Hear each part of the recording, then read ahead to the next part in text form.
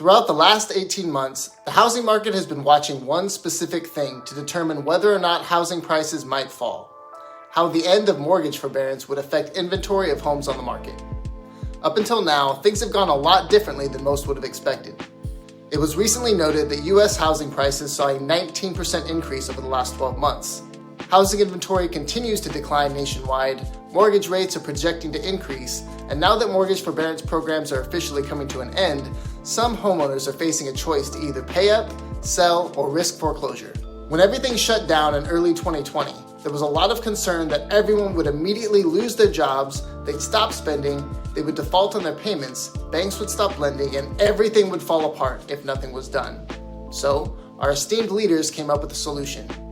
The CARES Act was passed on March 27, 2020, which allowed homeowners to apply for mortgage forbearance, a process which allowed them to temporarily pause their payments for up to a year. In addition, forbearance-related evictions and foreclosures were put on hold.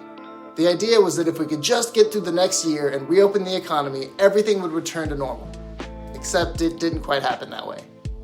Shortly after mortgage forbearance went into effect, more than 4.2 million homeowners paused their payments, about 8.5% of all mortgaged properties on the market, which is a lot. The worry then became, what happens when the time is up and several million people have to resume their payments all at the exact same time? Well, when the first deadline came due, the economy was still shut down, so the forbearance program was extended for another year, leaving critics to argue that a wave of foreclosures would soon be coming once defaults are allowed to be processed again. Well, the wait is over. The forbearance program is officially ending, so let's look at what we know so far and try to anticipate what's actually going to happen. Even though more than 4 million homeowners originally paused their mortgage payment, as of today, 18 months later, 1 million of those remain with a small portion still eligible for a final 6-month extension if they choose. This represents just under 2% of all mortgaged properties in the U.S. Experts report that 23% of those borrowers have either sold their home or have refinanced their mortgage to make it more affordable. 7% are on loss mitigation with their lender. 3% are delinquent on their payments after mortgage forbearance expired, and 38,000 of them are in active foreclosure, even with the real estate market surging to all-time highs. So what's really going on here? On the surface, even those numbers are actually really surprising. CNBC reports that roughly 73% of borrowers in foreclosure have more than 20% of equity, and about 28% have more than 50% equity, meaning they owe just half of their home's value back to the bank. That means if their home is worth $100,000 and they owe $50,000, they can just sell the property, pay back the bank, and walk away with $50,000. But for some reason, they're not doing that. Reports show that nearly a third of borrowers who enter into the foreclosure process with at least 40% equity in their home end up going to foreclosure anyway. One thought is that this is partially due to an overly competitive and expensive real estate market that, as of now, leaves sellers hard-pressed to find a home to purchase once they sell. Even though foreclosure rates have been increasing, data from RealtyTrack found it's primarily on vacant and abandoned homes or loans that were already in the foreclosure process before the pandemic even started. Across the United States, only 1 out of every 6,675 housing units fall into this category, and if we look back at decades past, we see that we're still well under statistical averages, meaning fewer people are underwater on their homes right now, far fewer people are going into foreclosure, and more people than ever are sitting on equity, which they could cash in on if they needed to. But that presents its own problem. Even though the mortgage forbearance crisis was completely averted and the solution to pause payments worked, some are warning that the housing market is peaking and to expect a sudden correction. These are claims that should be taken seriously, so we're going to address them right now. It should be no surprise that as a result of low interest rates and cheap borrowing, pretty much every investment has skyrocketed in value. The stock market is, or was, at its highest levels ever, luxury cars are selling like hotcakes, and real estate is very much one of the biggest winners of the decade. Low rates have made real estate even more affordable to purchase, and as borrowers get approved for larger loans with lower payments, that continues to push prices up. One market analysis I read theorized that investors are distorting the market by driving prices beyond the reach of ordinary buyers. Plus, builders with their growing construction pipelines are bidding up land values. And to top all that off, Business Insider noted that 78% of community bank executives expect the housing market to crash by 2026. The report found that for the past 5 straight months, inflation-adjusted real estate prices have exceeded the 2008 real estate peak, leading a record number of homeowners to take out new lines of credit, reinvest in other markets, or pull cash on their homes to cover other expenses, to the tune of $63 billion. Redfin recently compiled a massive data set from millions of users to determine what they believe to be the future of the real estate market.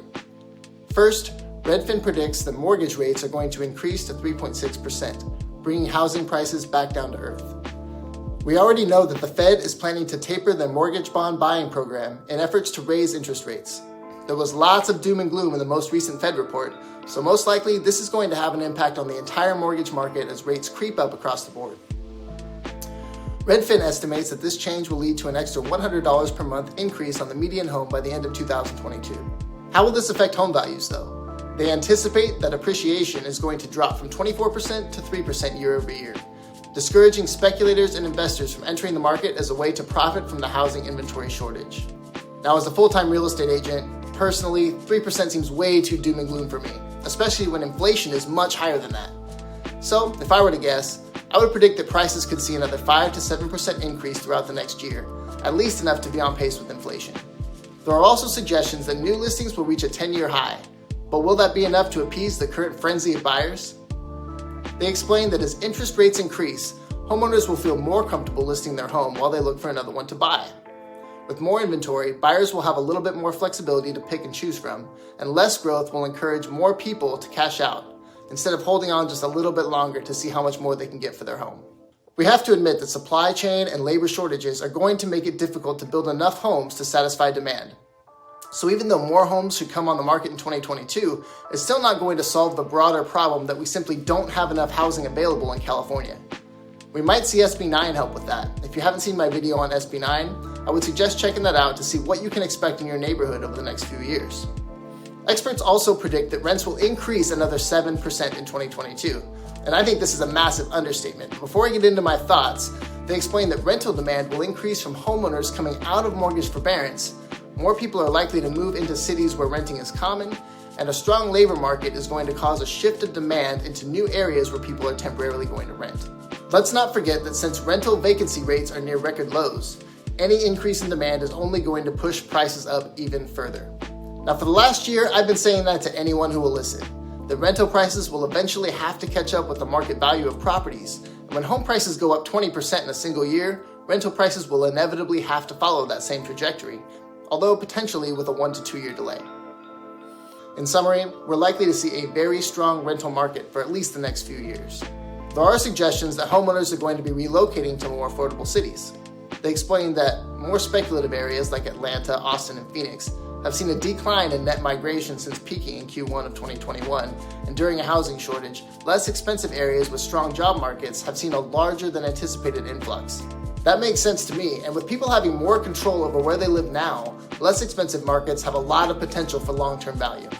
Finally, experts anticipate that condo demand is going to take off while people get more comfortable with condensed living. My only counter to this is that historically, single-family homes see a lot more appreciation and demand long-term. So even though you end up paying less for a condo, you get less in return when you go to sell it. Now, this is a topic that I will definitely dive into deeper in another video. So overall, the sentiment seems to be that no crash is coming, home values will slow down and rents will pick up. Even though that all sounds reasonable, you have to ask yourself, how accurate have they been in the recent past? Their predictions for 2021 were an absolute mess, to say the least. Zillow, on the other hand, was actually pretty accurate in 2021. They expected 6.9 million homes sold in 2021, and we saw about 6.4 million homes sold. They also anticipated city living seeing a resurgence, and in addition to investors snatching up virtual real estate in the metaverse, we're indeed seeing people move back. But what does Zillow think about 2022? The recent report says they anticipate housing prices to climb another 13.6% year over year. That's similar to the 16% that Goldman Sachs predicts, while Fannie Mae expects another 7.9% increase. So it seems pretty likely that 2022 is going to be another crazy year in the real estate world. But in terms of what you could do about this and whether or not this market could actually crash this year, here's what we do know for sure. 1. The vast majority of tenants are still paying their rent. The National Multifamily Housing Council found that 93 to 95% of tenants paid their rent in full by the end of the month, and that's only 1 to 2% less than prior to the pandemic. This leads me to believe that we are going to see rents trend higher throughout the next year. 2. Building materials are back up thanks to worsening supply chain shortages. See, prices were so high at the beginning of 2021 that people held off from starting new projects, and as a result, prices fell. But apparently so many people began buying the dip that prices started to go back up again, so it could very well be another year or two until things really start to normalize.